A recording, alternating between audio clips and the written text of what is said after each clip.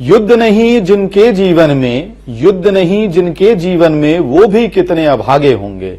ये लाइनें पिछले कुछ महीनों में बहुत वायरल हुई है। मतलब यूट्यूब के वीडियो से लेके इंस्टाग्राम के रील पे लगातार आपको ये 2 लाइनें 4 लाइनें सुनने को मिल रही होंगी।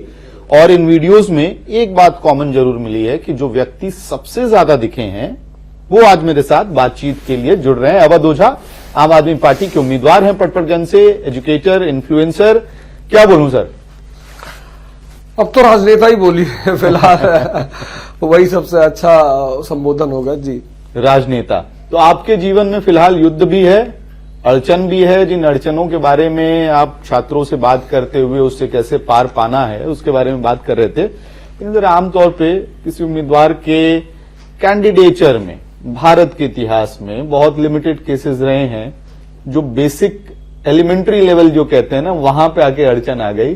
वो आपके साथ हुआ इस चुनाव में। वोटर आईडी नहीं था दिल्ली का, ये कैसे हो गया मार्ट साहब? नहीं, मैं बताऊं एक्चुअली क्या था कि मुझे वोटर आईडी ट्रांसफर कराना था।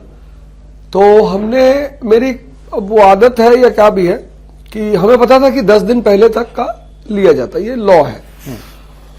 तो 17 को लास्ट नॉमिनेशन था कल, तो 17 से पहले 7, तो मैंने कहा 7 को जमा कर देंगे यार। तो 7 को हम लोगों ने जमा कर दिया। तो हमने 7 को अपना जमा किया फॉर्म 8 और 10 तारीख को विभाग ने नोटिस जारी की कि जितने फॉर्म 6 तारीख तक लिए गए उन्हीं को लिया जाएगा। बस ये अड़चन पड़ गई। तो वो तो कानून के विरुद्ध था, क्योंकि रेट्रोगेटेड डेट आप नहीं ले सकते। भाई आपने किसी से कहा कि 15 मार्च तक टैक्स जमा करना है, उसने जमा कर दिया। अब 20 मार्च को आप कह रहे हो कि नहीं, टैक्स डेट जमा करने की डेट थी 1 मार्च, तो वो नहीं एक्सेप्ट किया जाएगा। आप डेट आगे बढ़ा सकते हो, आप पीछे नहीं ले जा सकते। रेट्रोस्पेक्टिव इफेक्ट में नहीं हो सकता, लेकिन इसलिए भी हो रहा है संभवतः क्योंकि आम आदमी पार्टी सबसे ज्यादा इलेक्टोरल रोल को लेके एकदम स्कैनर लेके घूम रही है, तो उस वजह से भी दिक्कत हो रही है। इस बार आप ही को हो गई। नहीं, स्कैनर इन द सेंस कि आदमी, हमारा काम है लोगों को जागरूक करना कि भाई आप अपना वोट चेक कर लो, आप अपना वोटर आईडी चेक कर लो, क्योंकि जहां इलेक्शन है तो वहां बड़ी सारी चीजें आके खड़ी होती।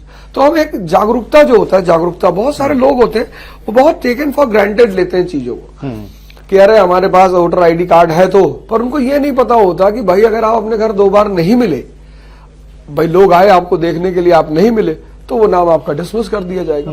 तो ये कुछ प्रक्रियाएं होती हैं जिससे आम आदमी वाकिफ नहीं होता है, तो वो उसे जनाना बहुत जरूरी है। अलर्ट करके रख रहे थे। अब मैं आपका वो देख रहा था, जो नॉमिनेशन में पेपर्स आपने दाखिल किए हैं, उसमें बहुत अच्छा लगा, क्योंकि शिक्षकों को, मेरी भी ये पर्सनल राय है कि सबसे ज्यादा इन्वेस्टमेंट शिक्षा के क्षेत्र में टीचरों को बनाने में लगना चाहिए। तो जो आपने इनमूवेबल एसेट्स और मूवेबल एसेट्स जो दिखाया है, अच्छा लगा कि शिक्षक ग्रो कर रहा है। लेकिन एक और चीज दिखी कि यूपी के आप रहने वाले हैं, यूपी में आपका घर है, मकान है, जमीन है, और हरिद्वार में जमीन है। यहाँ पे जो आपका आवास है मेरे ख्याल से बिसरख गाजियाबाद में है। नहीं, बिसरख का नोएडा में। नोएडा में। तो ये घर जो है नोएडा में, यूपी में है। तो सर ये नेचुरली आप दिल्ली में, आपका पता नहीं, आपका वोटर आईडी नहीं, ऐसे में आप चाह रहे हैं कि जो पटपड़गंज के स्थानीय वोटर हैं वो आपके लिए वोट करें, ये कैसे होगा? हाँ, ये बहुत अच्छी बात है। शिक्षक और डॉक्टर ये जहां जाते हैं वहीं के हो जाते हैं। जैसे मान लो आपको पता है, आप अपने बच्चों को कोटा क्यों भेजते हो? क्योंकि आपको पता है कि कोटा के टीचर्स नीट के लिए श्रेष्ठ हैं। अब हम जब यहां से पटना जाते हैं आईएएस के लड़कों को पढ़ाने, तो हमें कोई नहीं कहता कि ये बाहरी है, क्योंकि हम कुछ देने आए हैं। शिक्षक और डॉक्टर कभी बाहरी होते नहीं। मैं आपको बताऊं, मैं यहां जब घूम रहा हूं, ऐसा कोई घर नहीं है जिसका लड़का मुझसे पढ़ता ना हो। अब चूंकि मैं गीता भी पढ़ा रहा हूं, पिछले 1 साल से 58 एपिसोड हो चुके, तो ज्यादातर जो सीनियर सिटीजन है, जो बड़े हैं, वो मुझसे मिल रहे हैं। भैया आपका वो एलन मस्क और महावीर जी वाला एपिसोड देखा था, क्या भैया आपने माया और ब्रह्म को समझाया। तो मैं यहां के लोगों के लिए बाहरी नहीं हूं। अच्छा, इन सबके साथ साथ आप जहां बैठे हो, ये मेरी बहन का घर है, तो आपकी अपनी बहन, उसका घर आपका घर नहीं है। हाँ, मुझे यहां लोग ना जानते ना पहचानते, मेरा किसी से कोई किसी प्रकार का संबंध नहीं होता। शिक्षा ने मुझे यहाँ के हर आदमी, और यहाँ कहना एक छोटी बात हो जाएगी, लगभग पूरे भारत के लोगों से मुझे जोड़ रखा है।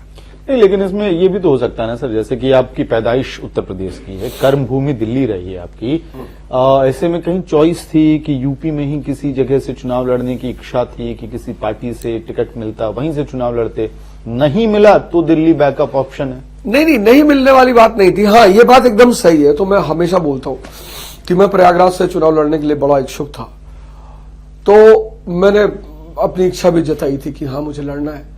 पर जब चीजें नहीं बन पाई, नहीं फ्रूटफुल हो पाई, तो मैंने सोचा कि अगले 5 साल तक मैं सिर्फ एजुकेशन पर काम करूंगा। मेरा एक प्रोग्राम है कॉन्सेप्ट एंड क्रिएटिविटी, वो हमारे भारत देश का बहुत पुराना प्रोग्राम है, आज का नहीं है। उस प्रोग्राम की खासियत यह है कि हम कॉन्सेप्ट्स को क्रिएटिव बना देते हैं। जैसे फॉर एग्जांपल मैं आपको बताऊं, ध्यान बहुत बड़ा कॉन्सेप्ट है। अब उसको समझा पाना आम आदमी को सबकी बस की बात नहीं। तो हमने क्या किया, हमने हनुमान चालीसा लिखी। उसमें पहले लाइन हमने लिखा, सिर गुरु चरण सरोज रज निजमन मुकुर सुधार। जो गुरु की शरण में रहेगा वही जान पाएगा ध्यान क्या है। और ध्यान एक ऐसी कीमिया है, राम रसायन तुम्हारे पासा, उसी में लिखा हुआ है कि राम रूपी रसायन आपके अंदर है। फिर उसमें लिखा हुआ है कि जो एक पढ़े हनुमान चालीसा हो सिद्ध साखी गौरी सा, वो भगवान शंकर जैसा हो जाएगा, ध्यानी हो जाएगा, योगी हो जाएगा। फिर लास्ट लाइन है कि जो सतबार पाठ कर जोई छूटे बंद महासुख होई। बताइए आप कितने प्यार से ध्यान के दर्शन को क्रिएटिव बनाकर लोगों के सामने रखा गया। तो मैं चाहता हूं कि ये जो हमारी संस्कृति की एक अचीवमेंट है, क्रिएटिविटी, जो किसी को भी समझा ले जाए, उसको ध्यान एजुकेशन में प्रमोट किया जाए। ये जिस तरह से आप एक्सप्लेन कर रहे थे दोनों चीजों को, प्रयागराज से आप चुनाव लड़ना चाहते थे, इच्छा जताई थी, तो किससे जताई थी? नहीं, बीजेपी से, मतलब मैं चाहता था उनसे तरफ से लड़ने के लिए। वहां ज्यादा कंपैटिबल रहते? कंपैटिबल की बात नहीं थी। मैंने हमेशा कहा धर्म के कार्ड पे, हिंदुत्व के कार्ड पे? बिल्कुल नहीं, शिक्षा के कार्ड पे। मैं बस ये चाहता हूं कि जो मेरा शिक्षा में अचीवमेंट है, मैं आपको बताऊं, आज अभी समाचार पत्र में पढ़ रहा था, कोटा में फिर एक लड़की ने आत्महत्या कर लिया है। तो शिक्षा मतलब इतना बड़ा धन है, न चौरहार्यम न भ्रत भाज्यम न राजहार्यम न च भारकार, वे करते वर्धते एवं नित्यम विद्या धनम सर्वधनम प्रधानम। जो श्रेष्ठतम धन है, साहस पैदा करता है, विवेक पैदा करता है, उसको पाने के बाद कोई आत्महत्या कैसे कर सकता है? तो मेरा उद्देश्य ये था कि मैं सरकार का हिस्सा बनूं। अब तक मैंने पढ़ाया, मैं बच्चों के साथ था, और इस जो विवेक और साहस का जो सोर्स है एजुकेशन, इसको पैन इंडिया में इंप्लीमेंट किया जाए। लेकिन अभी आप दिल्ली में लिमिटेड हो जाएंगे। ये सवाल मैं आपसे बाद में पूछना चाहता था, लेकिन अभी क्योंकि रेफर आपने कर दिया है, तो उस पर अगर अवध हो जाए, यहां से जीतते हैं पड़पड़गंज से और विधायक बनते हैं, तो क्या रोल देख रहे हैं पार्टी के अंदर, सरकार के अंदर? ये तो मैं नहीं कुछ कह सकता, वो मतलब मेरे बियॉन्ड वो है। लेकिन हाँ, मुझे शिक्षा के क्षेत्र में कुछ अच्छा मतलब काम दिया जाएगा, दायित्व दिया जाएगा। इस बात को लेके आप आश्वस्त हैं? मतलब हाँ, बिल्कुल मुझे ऐसा लगता है, क्योंकि मेरी बात शुरुआत से ही यही हुई कि भाई आप हमारा शिक्षा के मामले में हमारा सहयोग करें। शिक्षा मंत्री? नहीं, मंत्री पद तो बहुत बड़ी चीज है, एडवाइजरी बोर्ड ही दे देंगे, या मतलब मैं ऐसा नहीं है। हमसे हर आदमी यही पूछ रहा है, आप शिक्षा मंत्री विधायक बनकर भी आप जब राजनीतिक सर्कल में रहते हैं, तो सिर्फ रहने मात्र से अगर आप चाहें तो पार्टी पर, नेताओं पर आप अपना प्रभाव डालकर अपना काम कर सकते हैं। कोई जरूरी नहीं कि आप पद पे ही बैठे, लेकिन आपको वहां रहना जरूरी। एम्बिशन है कोई? जी, एम्बिशन है शिक्षा मंत्री बने दिल्ली के? जब एम्बिशन था अमित भाई, मैं आपको बताऊं एक बड़ी मजेदार घटना जीवन की, जब इच्छाएं थी तब कुछ था नहीं, अब इच्छाएं खत्म हो गई हैं तो मौके में तो थकान होती होगी ना लोगों से मिलके। लेकिन सर सवाल ये है कि जो हम प्रोस्पेक्ट्स की बात कर रहे हैं कि शिक्षा मंत्री, एडवाइजरी बोर्ड, ये तब होगा जब सामने जो रण है, आपके सामने युद्ध जो है, जब आप इस पे विजयी होंगे, और क्योंकि बाहरी वाला आपने जवाब दे ही दिया है, वो नैरेटिव सामने से बनाया जा रहा है। भारतीय जनता पार्टी के जो उम्मीदवार हैं यहाँ से, रवि नेगी, मनीष सिसोदिया के स्टैचर के नेता, जिस ब्रांड दिल्ली और दिल्ली मॉडल के एजुकेशन मॉडल को बेच के आम आदमी पार्टी दिल्ली, पंजाब, गुजरात जा रही है, वो मनीष सिसोदिया रवि नेगी के सामने गिरते पड़ते आखिरी मोमेंट में रेस में उन्होंने जीत हासिल की। अवध ओझा बाहर से आ रहे हैं, जिनका घर नहीं है, वोटर आईडी नहीं थी दिल्ली में, वो कैसे रवि नेगी को हराएंगे यहाँ पे? क्योंकि पूर्वांचली बनाम पहाड़ी जो कॉम्बिनेशन करने की प्रोसेस है, जो कोशिश है, वो कितना सफल हो पाएगा? अच्छा, हाँ, मुझे एक बात बताओ कि बाबा रामदेव ने आयुर्वेद को बढ़ाना शुरू किया, योग को बढ़ाना शुरू किया, तो किसी ने भेद किया कि आयुर्वेद और योग सिर्फ हिंदू समाज करेगा? सब करने लगे, और एक ऐसा समय आया जब अंतर्राष्ट्रीय योग दिवस मनाया जाने लगा। मैं शिक्षक हूं, शिक्षा के सूत्र मेरे पास है, धर्म को मैं पढ़ाता हूं, और मैं धर्म को अनिवार्य पढ़ाता हूं, क्योंकि धर्म ही है जो विज्ञान है माया को समझने का। तो क्या पटपटगंज के लोग, ऐसा व्यक्ति जो उनके बच्चे को, उनके परिवार को एक अच्छी दिशा दे सकता है, उसकी उपेक्षा करेंगे? आपको ऐसा लगता है? कल मेरी रैली थी, घरों से लोग निकल रहे थे, मतलब मुझे एक क्षण तो ऐसा मुझे रोना आ गया कि ये क्या हो रहा है। लोग उतर के आ रहे थे, भैया आ रहे। तो सवाल ये नहीं है कि आप किसी को बाहरी कह रहे हो, ये कह रहे हो, सवाल ये है कि व्यक्ति ये देखता है। जैसे आज योग को पूरी दुनिया ने अपनाया, लोगों ने फायदा देखा। आज जो अर्बनाइज्ड पीरियड चल रहा है, नगरीकरण का पीरियड चल रहा है, जहां हर आदमी के पास बहुत टास्क है। भाई आप लोग पत्रकार लोग हैं, मुझे नहीं लगता आप 15 घंटा से कम काम करते होगे। तो इस 15 घंटे के काम के बाद आपके पास सुकून के लिए क्या है? ध्यान और योग ही तो है। तो मैं शिक्षा भी लेकर आया हूं, ध्यान भी लेकर आया हूं, योग भी लेकर आया हूं, और ये मुझे लगता है इस हर घर की आवश्यकता है। लेकिन सामने हिंदुत्व का कार्ड है, और जो ब्रांड मोदी, ब्रांड बीजेपी, और उसमें भी बिल्कुल कहते हैं ना सिंक हो जाने वाला कैंडिडेट है सामने। लोकल भी है, पहाड़ी भी है, हिंदुत्व कार्ड भी है उनके पास। उसको कैसे काटेंगे? क्योंकि वो ज्यादा कई बार ग्लैमरस लगता है चुनावी कॉम्बिनेशन में, खासतौर पे जब जातीय समीकरण भी उसके तो साथ। मैं यहाँ के जो स्थानीय प्रत्याशी हैं भाजपा के, उनको आपके मंच के माध्यम से एक चुनौती देता हूं कि अगर वो असली हिंदू है तो हमसे रामचरितमानस पे चर्चा करें। खुला हो चैलेंज। हाँ, आए हमसे चर्चा करें, आए बैठे मेरे पास, तभी तो समाज को पता चलेगा कौन है। धर्म उत्थान का मार्ग है, ये कहने का मार्ग नहीं। तेरा नाम क्या है? तूने अपना नाम बोर्ड पे क्यों नहीं लिखा? मैं हिंदुओं का नेता हूं। धर्म उत्थान का मार्ग है। धर्म ने हनुमान जी को भगवान बना दिया, और जो आदमी भगवान बन जाएगा वो सबका हो जाएगा, वो किसी एक का होगा। मैं टीचर हूं, मेरी क्लास में सारे बच्चे बैठे होते हैं, तो मैं तो कहूंगा कि जो भी अपने आप को असली हिंदू मानता है विधानसभा में कि हम भाई असली हैं, तो आए, फिर हो जाए थोड़ी सी चर्चा। सर, एक सवाल और है। मान लीजिए, मैं डिफिकल्ट होता है चुनावी जर्नी और राजनीतिक जर्नी। कई बार आपको अटल बिहारी वाजपेयी जैसे स्टैचर के नेता को भी जीत पहली बार चुनाव में मिली नहीं, है ना। फिर दूसरी तरफ सामने एग्जाम्पल अरविंद केजरीवाल भी हैं कि 2013 में आए, चुनाव लड़े, जीते और इतिहास रच दिया उन्होंने। लेकिन संभावनाएं सब तरह की होती हैं। ऐसे में कहीं कोई डर, कोई डिसएंचेंटमेंट, या चुनाव के बाद अगर चीजें आपके हिसाब से नहीं होती हैं, और भारतीय जनता पार्टी, क्योंकि आपने कहा कि बीजेपी से पहले टिकट की मांग थी, वहां से कोई ऑफर आता है, तो अब तो कल्चर चल चुका है।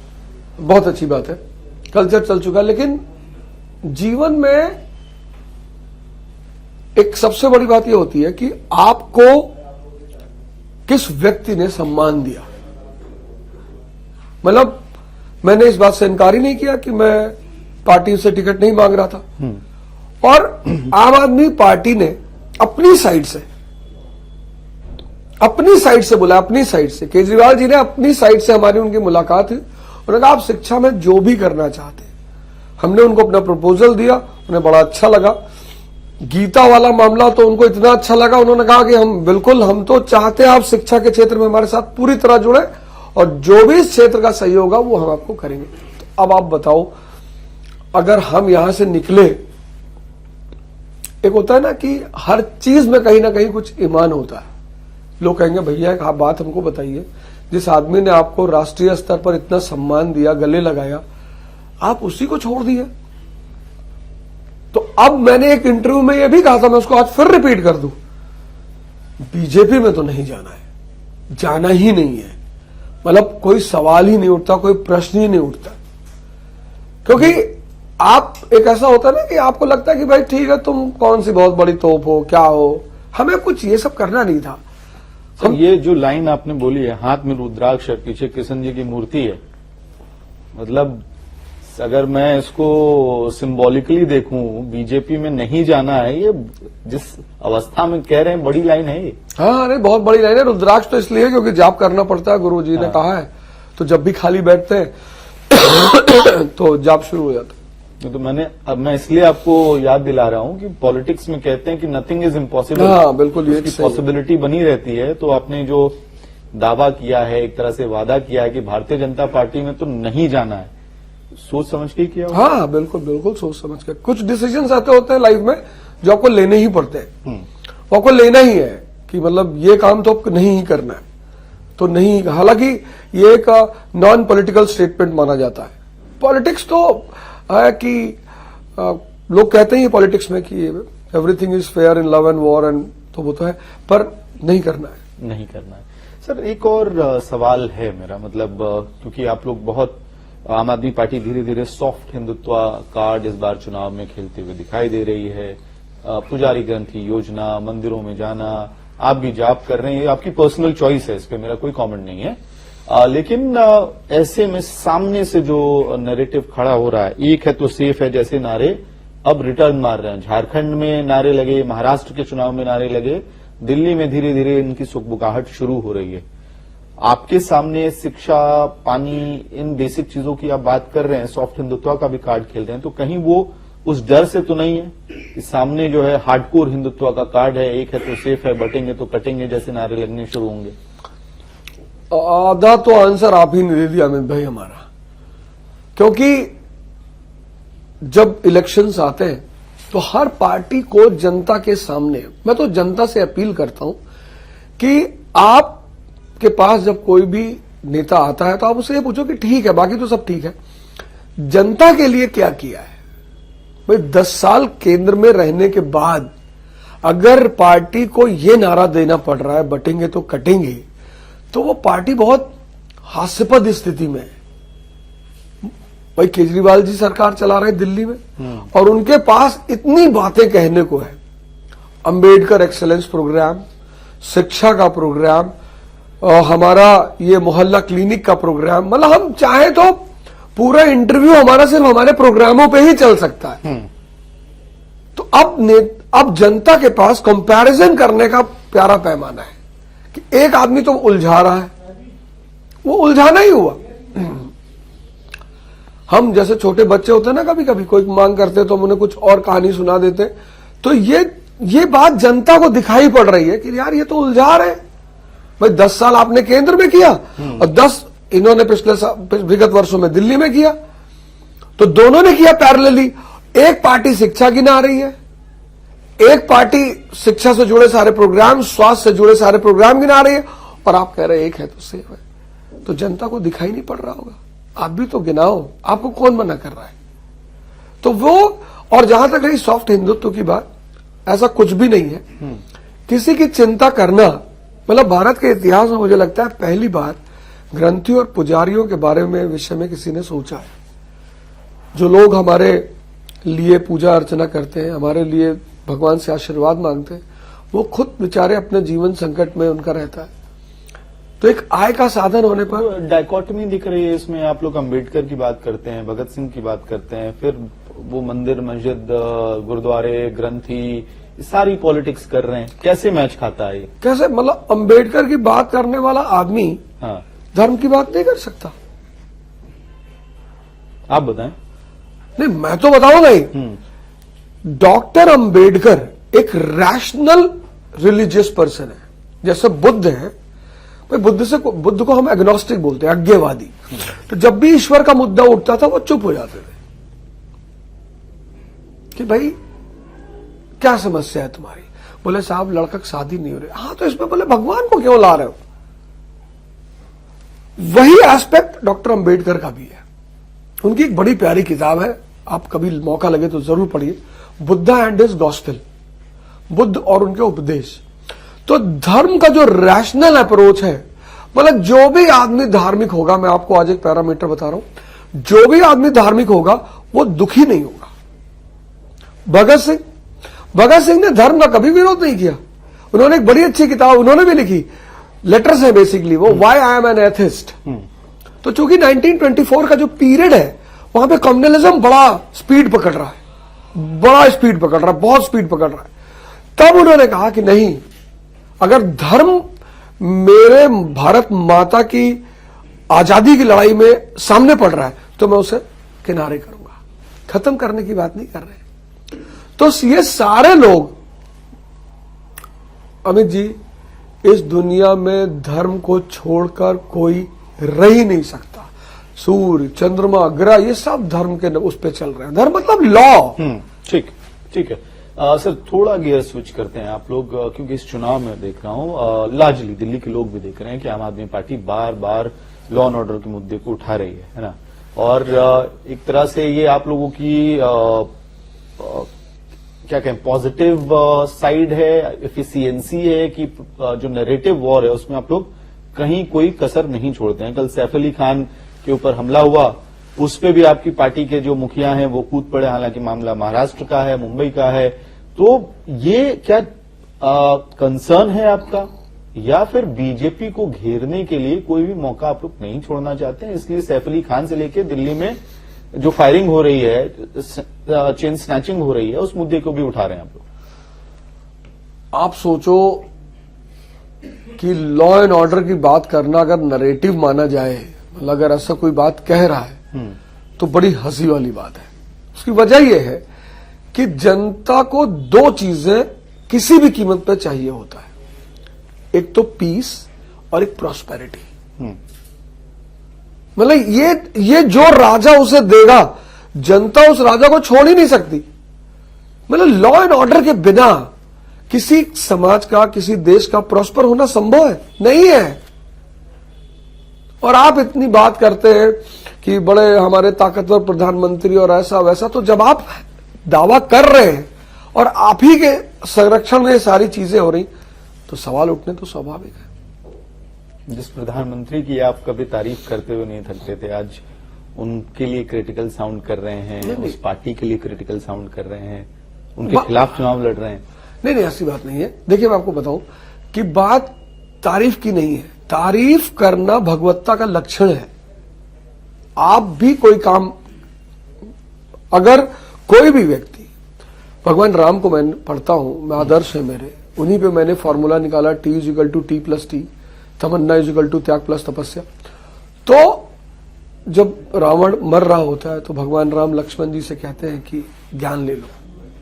तारीफ करना कहां किसी की बुरी बात है, लेकिन जब बात मुद्दे की होगी तब आप कैसे उससे पीछे हट सकते हैं? आपको तो करना ही पड़ेगा।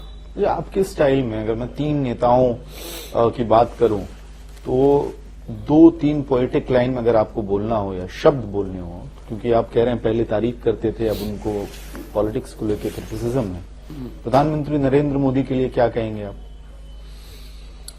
शुरुआत अच्छी की, पर अब गलत दिशा में जा रहे हैं। क्या गलत हो गया? गलत यह हो गया कि जिस शुरुआत उन्होंने की थी, बहुत हुई महंगाई की मार, अब की बार मोदी सरकार, वो शुरुआत पहुंच गई बटेंगे तो कटेंगे पे। मतलब आपने नारा दिया अर्थव्यवस्था का, मेरी बात पे गौर करिएगा, कनेक्ट करिएगा कि मैं क्या कहना चाहता हूं। आपने नारा क्या दिया शुरू 2014 में? बड़ी बड़ी होर्डिंग, बहुत हुई महंगाई की मार, अब की बार मोदी सरकार। तो वहां से चला हुआ आदमी 2024 में क्या करता? फिर होर्डिंग लगवाता, पेट्रोल 40 रुपए, 50 रुपए, सिलेंडर जो आज वो कह रहे हैं दिल्ली में हम 500 का देंगे, किस राज्य में दे रहे हैं? आपको 10 साल का मौका मिला अपने उस नारे को कम से कम 50% पूरा करने में। मोदी जी का एक भाषण है जो अक्सर रोटेट होता रहता है कि रुपया गिर कैसे सकता है। उन्होंने कहा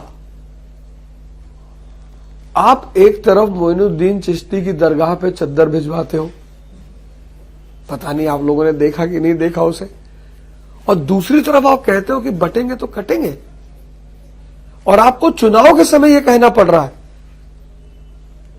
तो आप भटक गए। और चूंकि आप भटके तो इसका एक शानदार जवाब जनता आपको देगी। अरविंद केजरीवाल के लिए क्या कहेंगे? एक बहुत दूरदर्शी आदमी, मैं उसका भी एग्जांपल दूंगा। मैं बिना एविडेंस, हमारा यूपीएससी में एक नियम है सिविल सर्विस की शिक्षा में, आप बिना एविडेंस के बोल नहीं सकते, या तो फिर आप एनसीईआरटी की तरह कहे ऐसा लगता है। अमेरिका पैदा हुआ 1787 में, यूनाइटेड स्टेट्स ऑफ अमेरिका आज सुपर पावर है। किसकी वजह से? ह्यूमन रिसोर्स डेवलपमेंट की वजह से। चाइना पैदा हुआ 1949 में, आज सुपर पावर है। किसकी वजह से? ह्यूमन रिसोर्स, मानव संसाधन। Japan 1867 human resource, Italy human resource, Germany human resource. जो भी मानव संसाधन को मजबूत कर देगा उसका देश मजबूत हो जाएगा। मानव संसाधन को मजबूत करने के 2 पिलर कौन से हैं? एजुकेशन और हेल्थ। और केजरीवाल जी उसी को लेकर चल रहे हैं। अब इसी पे रिबटल है सर कि आपने प्रधानमंत्री नरेंद्र मोदी के लिए कहा कि अर्थव्यवस्था का नारा था, 10 साल बाद एक है सेफ है पे आ गए। अरविंद केजरीवाल के लिए फिर कहा जाएगा कि भ्रष्टाचार मिटाने को नारा था, और आज पार्टी के शीर्ष नेतृत्व के जो लोग हैं, अरविंद केजरीवाल, मनीष सिसोदिया, संजय सिंह, सब भ्रष्टाचार के आरोपों में जेल गए। एक्साइज पॉलिसी केस में उनके खिलाफ कार्रवाई हुई, तो ये फिर सामने से जवाब भी आएगा आपको। हाँ बिल्कुल, बहुत अच्छा। आप मुझे बताइए केजरीवाल जी किस डिपार्टमेंट के, मतलब कौन सा डिपार्टमेंट उनके पास था? ये भी एक कटाक्ष है आपके मुख्यमंत्री पे। अब तो पूर्व मुख्यमंत्री हो गए, मैं डिपार्टमेंट नहीं था उनके पास। फिर आप उन पे कैसे आरोप लगा सकते हैं? आरोप लगाने के लिए कम से कम आदमी डिपार्टमेंट का ओनर तो हो, पहली बात। दूसरी बात, अभी आप ही ने मुझसे कहा आरोप लगे। आरोप एक ऐसी चीज है, रामचरितमानस में एक प्रसंग है, वो जो हमारा वो धोबी वाला एपिसोड है, आरोप ही तो लगा रहा है। मोदी जी पर गोधरा का आरोप नहीं था? नहीं बताइए, नहीं था? कितना बड़ा आरोप था उनके ऊपर गोधरा का। क्या उन्होंने सीएम का पद छोड़ दिया था? आरोप लगे हैं। तो जुडिशरी का काम है जनता को बताना कि आरोप सत्य है या गलत है। तो जब तक जुडिशरी निर्णय नहीं दे सकती उस पर कोई चर्चा नहीं की जा सकती। ठीक है, राहुल गांधी के बारे में क्या राय है? राहुल गांधी इवॉल्व हो रहे हैं, निखर रहे हैं, बाकी ईश्वर की मर्जी। वही राहुल गांधी अरविंद केजरीवाल पे हमला कर रहे हैं। लोकसभा में साथ में वोट मांग रहे थे, अब कह रहे हैं कि दिल्ली में काम नहीं हुआ है, झूठे वादे किए जा रहे हैं। तो जो 2 पार्टियों के बीच की लड़ाई दिल्ली में होनी थी, उसको त्रिकोणीय मुकाबला बनाने की कोशिश में कांग्रेस पार्टी है, और राहुल गांधी भी अब कैंपेन करते हुए दिखेंगे। और इनफैक्ट खबर यह आ रही है कि राहुल गांधी अरविंद केजरीवाल के खिलाफ और संदीप दीक्षित के लिए प्रचार करेंगे नई दिल्ली में। राहुल जी अगर मुंबई में रहते होते तो मैं उनके आरोपों को मान लेता, या चेन्नई में रह रहे होते या बैंगलोर में रह रहे होते। वो दिल्ली में रहते हैं, उनके आंखों के सामने सारा काम हुआ है। मतलब कम से कम मंगलम का जो हमारा स्कूल है, जो अमेरिका की फर्स्ट लेडी देखने के लिए आई, तो वो बात तो उनके ये खबर तो उनके कान तक पहुंची ही होगी कि भाई, मतलब यूएन का सेक्रेटरी जनरल दिल्ली की पॉलिसीज की तारीफ कर रहा है, ये बात तो उनके कान तक पहुंची ही होगी। यूएन का सेक्रेटरी जनरल कोई छोटा आदमी थोड़ी होता है, कोई वो गांव का प्रधान थोड़ी है। अगर यूएन का सेक्रेटरी जनरल, अमेरिका की फर्स्ट लेडी और राहुल जी ऐसा कह रहे हैं, तो मुझे बड़ा, मतलब दुख है इस बात का। राहुल गांधी ने यह भी कहा कि आप लोग अडानी पे कोई आरोप नहीं लगाते, उनके खिलाफ प्रदर्शन नहीं करते। हालांकि उसके विजुअल्स हैं असेंबली के अंदर और पार्लियामेंट के अंदर भी आम आदमी पार्टी को लेकर। लेकिन ये सवाल मैं इसलिए पूछ रहा हूं कि क्या आपको लगता है कि देश में राजनीति या वोटर से वोट मांगते वक्त देश के जो उद्योगपति हैं उनको एक मुद्दा बनाकर चुनाव लड़ा जा सकता है? मेरा मानना है कि, मेरा व्यक्तिगत मानना है कि मुद्दा जो भी बने वो जनता के हित का ही मुद्दा बने। शिक्षा, स्वास्थ्य, इंफ्रास्ट्रक्चर, मतलब ये जो मुद्दे जो सीधे जनता से जुड़े हुए हैं, डायरेक्ट इंडस्ट्री, मतलब। और एक बात मैं आपको बता दूं, आप देखना आने वाले समय में जनता इन मुद्दों के सिवा कुछ भी नहीं सुनना चाहेगी। रावण रथी विरत रघुनाथा, देख विभीषण भयो अधीरा, अधिक प्रीत मन भा संदेहा, बंदी चरण कहा सहित सनेहा। तो रावण को रथ में और ससज्जित देखकर विभीषण जी भगवान राम जी से कह रहे हैं कि रावण रथी विरत रघुनाथा, कि महाराज इसके पास रथ है, सुसज्जित रथ है और आप विरत है। और कह रहे भगवान अधिक प्रेम में ये भाव पैदा हुआ है, इसलिए मैं आपसे पूछ रहा हूं कि आप कैसे लड़ोगे इस आदमी से। ऐसे हम सबका जीवन है, तो मिडिल क्लास जीवन है वो ऐसे ही है। देखिए कैसे पैरेलल चल रही चीजें। तो भगवान उस पे फिर विभीषण जी कह रहे कि नाथ न रथ नहीं तन पद त्राणा, कई विध जीता वीर बलवाना। तो भगवान राम जवाब दे रहे हैं कि सुनऊ सखा कह कृपा निधाना, जय जय होई सो संदन जाना। कि मतलब जिस रथ की तुम बात कर रहे हो, उस रथ की आवश्यकता युद्ध में नहीं होती। मैं बताऊंगा वो कौन सा, ये शरीर रूपी रथ, सौरज धीरज तही रथ चाका, शॉट और धैर्य उस रथ के चक्के हैं। कितनी प्यारी चीज है रामचरितमानस। अगर आदमी, मेरे पिताजी मुझे पढ़ाते थे, आज भी उनका जो शौक है जीवन में वो रामचरितमानस है। तो बचपन से पढ़ाते थे तो सारी बातें अंदर जाके एकदम बैठ गई थी।